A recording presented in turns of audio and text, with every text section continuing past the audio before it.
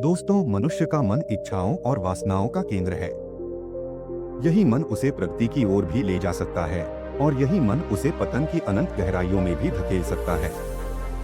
विशेष रूप से काम वासना, जिसे हमारे ग्रंथों में एक प्रबल विकार माना गया है, मनुष्य को अपनी मानसिक और आध्यात्मिक शांति से दूर कर सकती है।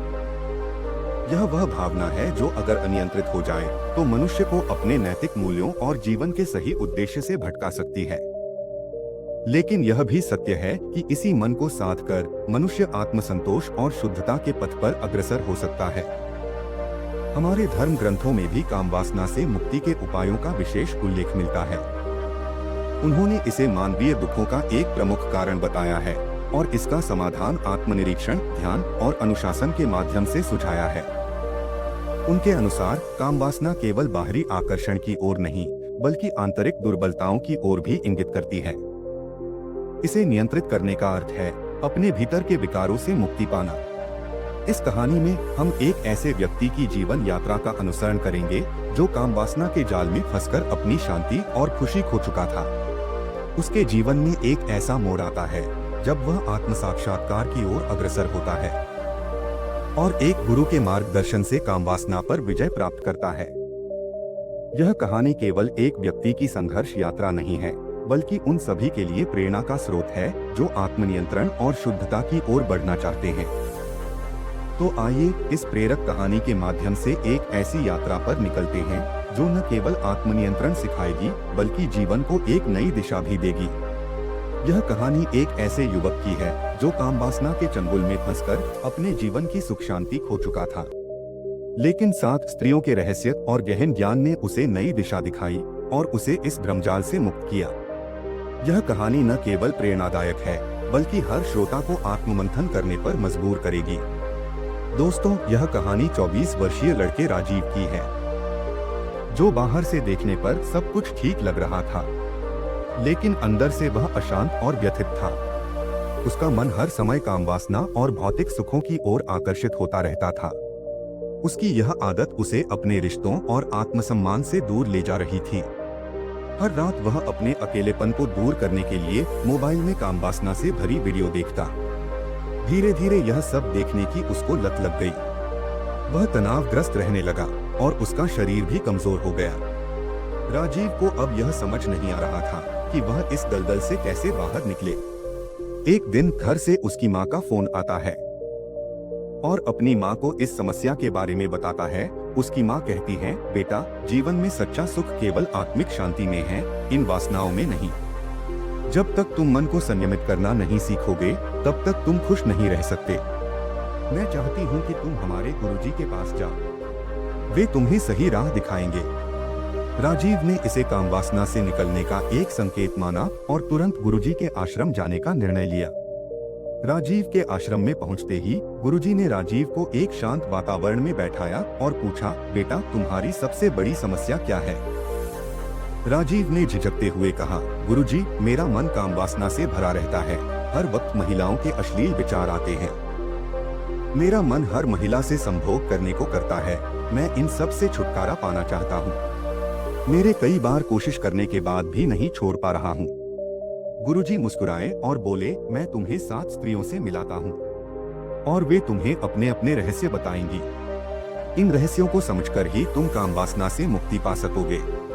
अगले ही दिन गुरुजी ने राजीव को प्रतिभा नामक महिला से मिलवाया। वह एक विधवा महिला थी जिसने अपने पति के निधन के बाद खुद को बच्चों की शिक्षा के लिए समर्पित कर दिया था। प्रतिभा ने कहा, जब तक तुम खुद का सम्मान नहीं करोगे, कोई तुम्हारा सम्मान नहीं कभी करेगा। काम वासना आत्मसम्मान को धीरे धीरे खत्म कर देती है। जब तुम खुद को सच्चे रूप में स्वीकार करोगे, तभी तुम्हें इस काम वासना से मुक्ति का मार्ग मिलेगा। राजीव को एहसास हुआ कि उसने अपनी कमजोरियों को कभी स्वीकार ही नहीं किया। गुरुजी राजीव को दूसरी महिला के पास ले जाते हैं, जिसका नाम सुमित्रा था।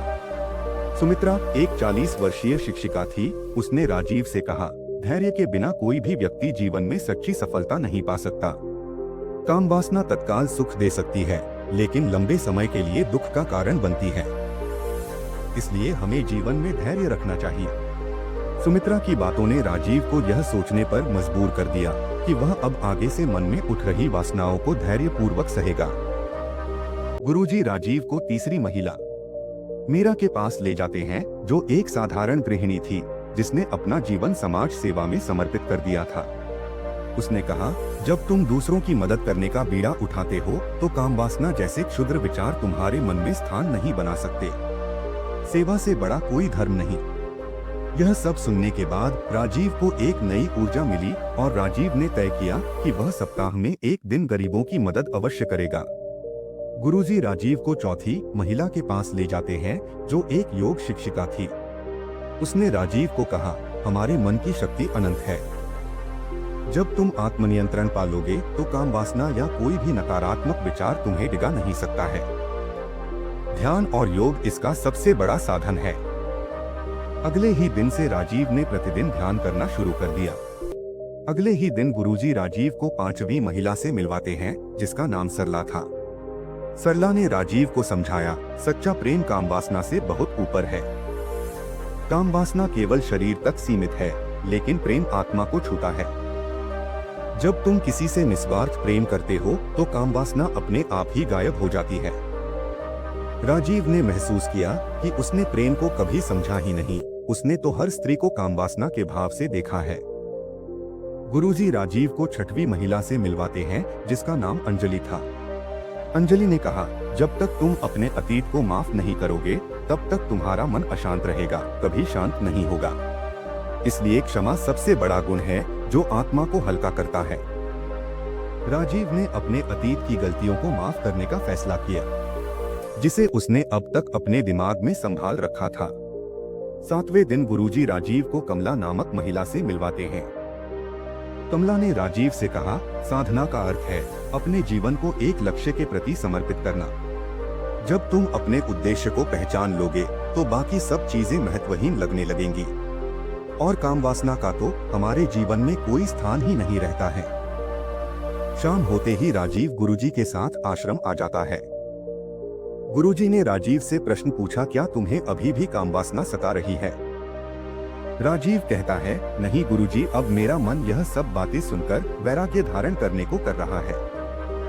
गुरुजी ने आशीर्वाद दिया और राजीव हॉस्टल वापस लौट आया और राजीव ने धीरे धीरे इन 7 रहस्यों को अपने जीवन में उतार लिया।